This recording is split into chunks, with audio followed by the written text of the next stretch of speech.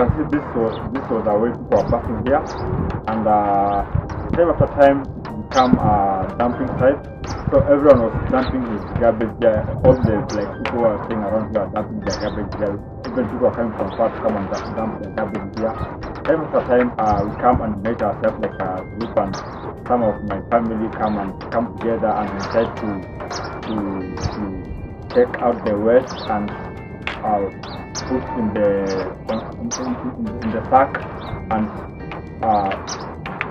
put them together. After that, take some sand and put on top of it, so indeed now you can see some at least as neat place, but it's not a solution that we will make.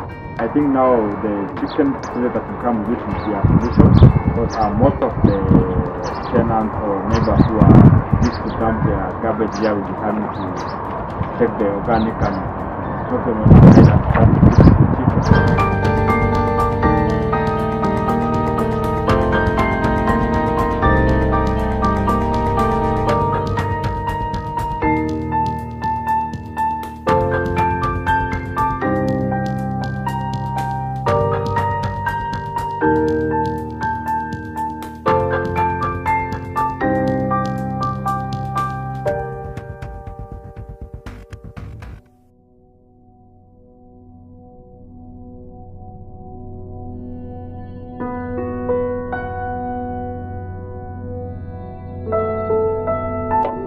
Kama wazee wa mtaa wa Kibera na sapoti ya mpango wa vijana wetu hawa, na tunawaunga mkono waendelee ili hali ya uchafu ambayo hapa sasa wakitusaidia na maradhi na pili kutoa. Naomba waendelee. As you can see, this is the place we're gonna put the chicken house, but you see how it is now, and I promise, me and the rest of my team, after 3 months, I promise, once you come here, you'll never believe if it was like this before.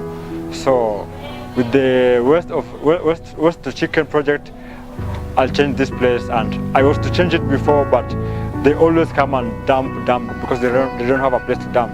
But I know with time, like in 3 months' time, once you come here, you'll never believe how it is.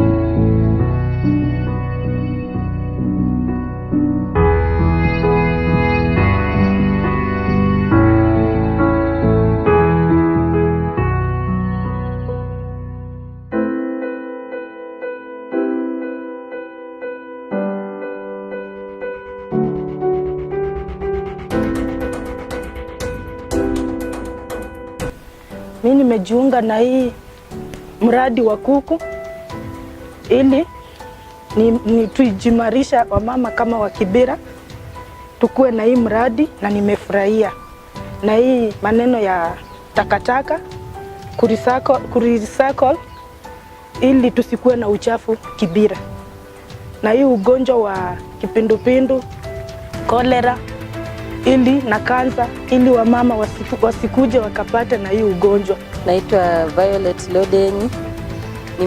Nimekubali kujiunga na hii ushirika ya makuku na usafi hapa Kibera.